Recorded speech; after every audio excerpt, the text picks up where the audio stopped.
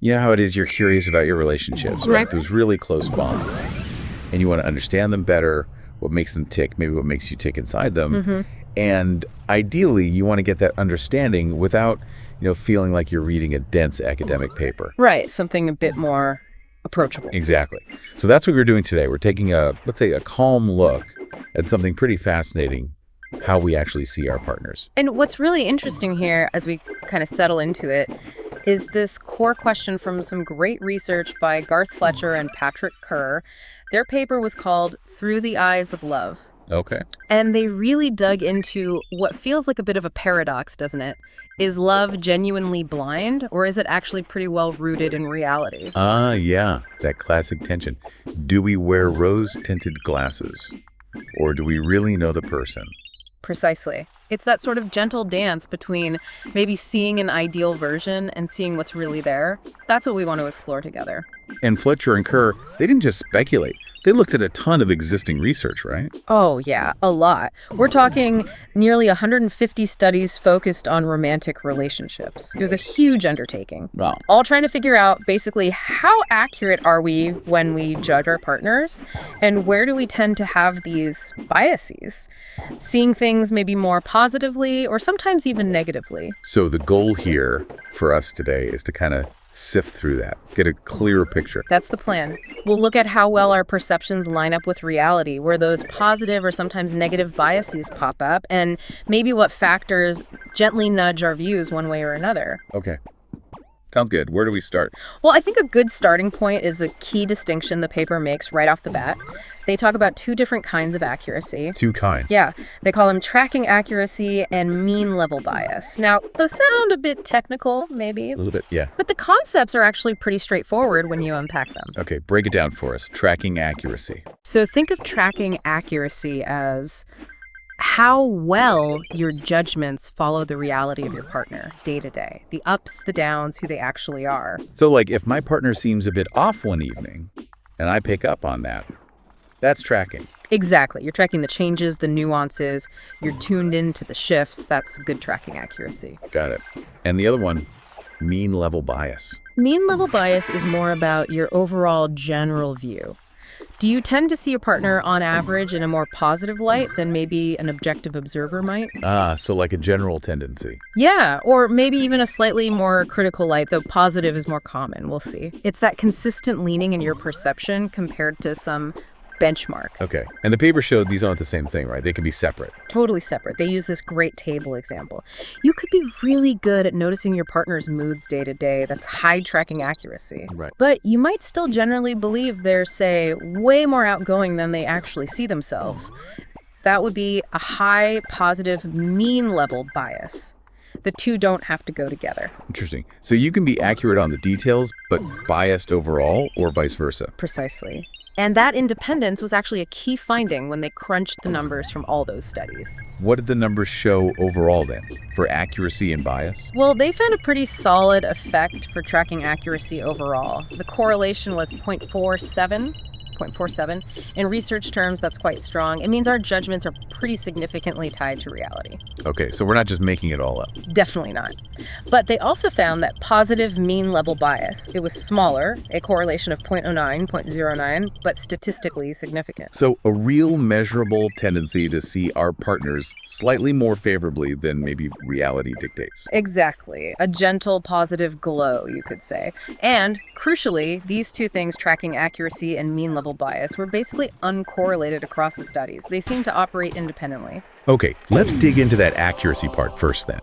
The evidence that we are tied to reality. Yeah, the paper calls it the reality check, and the evidence is pretty convincing, actually. Like what? Well, think about it. How people evaluate their relationship, that strongly predicts how they actually behave in the relationship, their interactions. Right. And presumably whether the relationship lasts. Yes, exactly. It predicts relationship dissolution, too. Plus, partners often tend to agree, generally, on how things are going. There's a shared sense of the relationship's climate. So it's not usually one person thinking everything's amazing and the other thinking it's terrible, without some basis. Generally, no. And when studies use external benchmarks like asking the partner for their own self-assessment or getting trained observers to rate interactions, they consistently find, and I quote, quite good levels of accuracy in our judgments of our partners. So our gut feelings are often pretty well calibrated. It seems that way. While our view is subjective, it's generally grounded. Okay, but then there's the other side.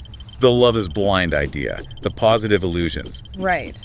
The paper definitely dives into that, this idea of partner-serving bias. Partner-serving bias, like we see them in a way that serves us, or the relationship.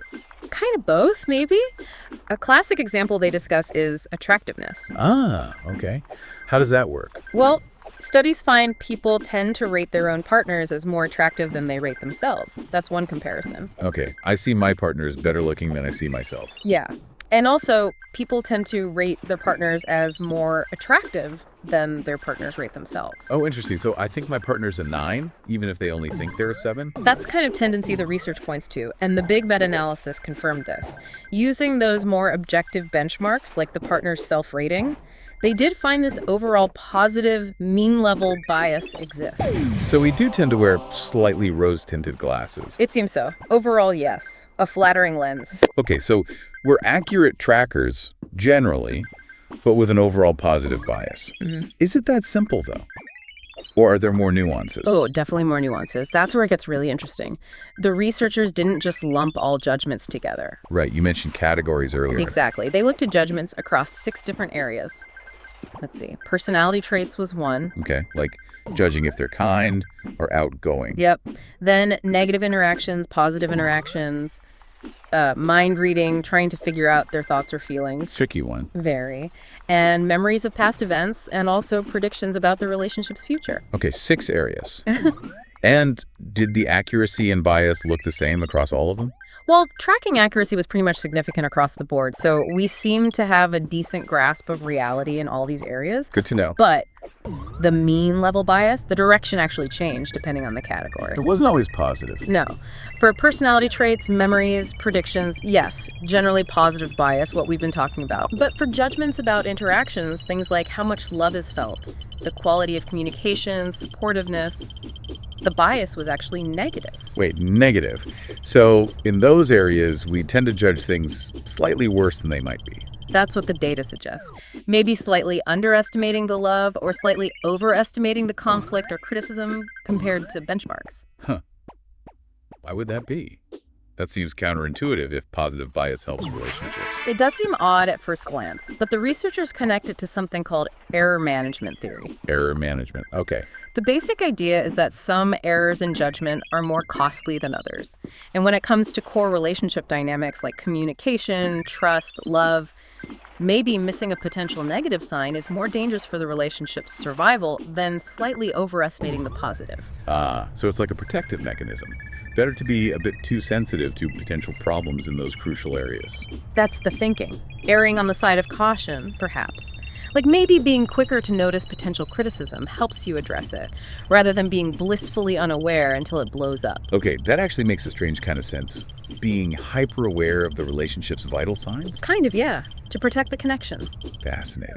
Okay, what else influences these perceptions? The paper talked about moderators, right? Things that change the effects. Yes, they looked at a few. Relationship length was one interesting factor. How does time change things? Well, they found that the link between having that positive bias and feeling satisfied with the relationship, that link tended to get a bit weaker in longer relationships. Really? So the rose-tinted glasses are more strongly tied to happiness early on. That's the implication. Maybe in those early passionate stages, that idealization really fuels satisfaction. But as the relationship matures, becomes more companionate. Maybe reality becomes more important, or just less reliant on the strong positive bias for satisfaction. Perhaps. Or the bias naturally softens. Importantly, though, relationship length didn't seem to change the tracking accuracy. We stay pretty tuned in, whether it's year 1 or year 20. That's reassuring. What about gender? Any differences there? There were some subtle differences, replicating findings from other studies. Women tended to show a bit more positive bias when judging their partner's individual traits, personality, attractiveness, that kind of thing. Okay, so women might idealize the partner as an individual slightly more. Perhaps.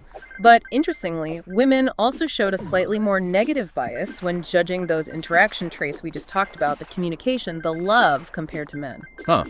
So maybe seeing the partner slightly more positively as a person, but the relationship dynamic slightly more negatively, or perhaps just critically. That's one interpretation. The paper links it to potential differences in orientation, maybe women being, on average, more attuned to the relational dynamics, the costs and rewards within the interaction itself. Interesting nuance.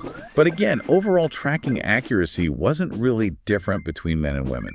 No, not significantly in this meta-analysis. Both seem equally adept at tracking the reality overall. This is painting a really complex, but, quite understandable picture. It is. And the paper tries to bring it together with a general model of how we think in relationships. It's figure 1 in their paper. Right. What's the gist of that model? Basically, it suggests that our relationship goals, like, are we trying to feel satisfied right now, or are we trying to predict how our partner will react to something? Yeah. These goals influence our thinking. Okay. They influence both our general theories about relationships, maybe related to our attachment style, and our specific knowledge about this partner. Got it. General beliefs and specific partner knowledge. Yeah. And those theories, activated by our current goals, then shape the specific judgments we make. And that's what determines how accurate or biased we are in that particular moment. Can you give an example? Sure. Let's say your goal is just to feel good about your relationship, feel satisfied. That goal might activate positive general beliefs and memories about your partner. And that might lead you to make a more positively biased judgment, maybe about how attractive they look today. Right. Focusing on the positive. But if your goal is to accurately predict how they'll react if you bring up a difficult topic, that prediction goal might make you access more specific, maybe less rosy memories of past discussions. You'd be aiming for tracking accuracy over positive bias in that case. So our motivations in the moment can shift the balance between seeing the good and seeing things exactly as they are. That's the idea. It helps explain why bias and accuracy can be independent. We might lean on one or the other depending on our goals. Which brings us back to that key, finding their independence. Exactly. Empirically, across many studies, knowing someone's level of positive bias doesn't really tell you much about their tracking accuracy and vice versa. And how do they relate to relationship quality? We touched on this, but just to be clear. Yeah, that's a crucial point. Positive bias is linked to higher relationship satisfaction and quality. Seeing your partner in a generally positive light seems to feel good and be associated with a happier relationship. Right. But tracking accuracy, the link wasn't really there with satisfaction. Being better at tracking doesn't necessarily mean you're happier in the relationship. So accuracy is good for navigating reality, but bias is maybe better for feeling good. That seems to be the pattern, broadly speaking. It highlights the potential function of those positive illusions for relationship maintenance. And are we aware that we're doing this? Yeah. Do we know we have these biases? Interestingly, there's some evidence suggesting we have. Well, maybe some inkling. Yeah. Some studies on attractiveness, for example, found that if you ask people to rate their partner and then ask them to rate how they think others would rate their partner, people tend to give a lower rating for how they think others would see them. It suggests they kind of know their own view is inflated. Huh. So we suspect our own bias a little bit. Seems like it. Also, giving people accuracy instructions, really telling them to focus on being objective, can sometimes reduce the bias.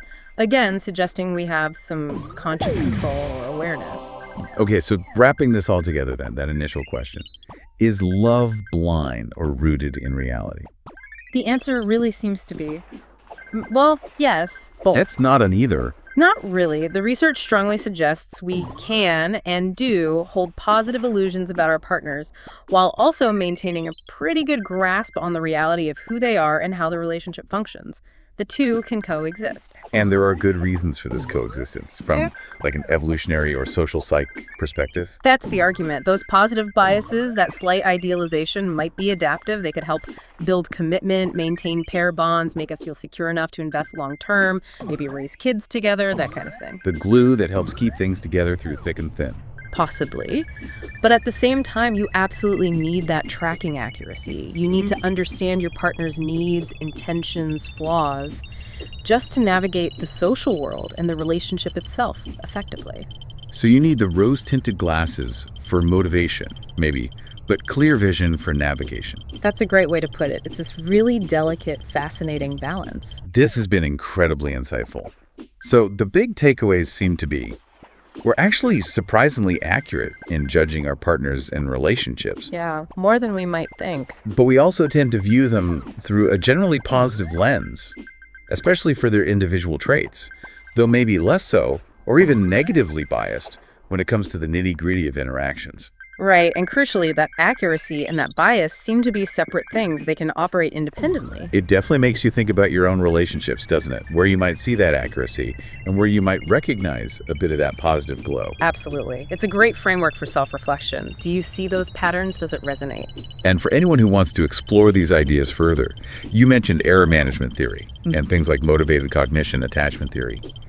They all feed into this research. Yes, they provide a much deeper context for understanding why we perceive our partners the way we do. Lots to explore there. So maybe the final thought to leave people with is this.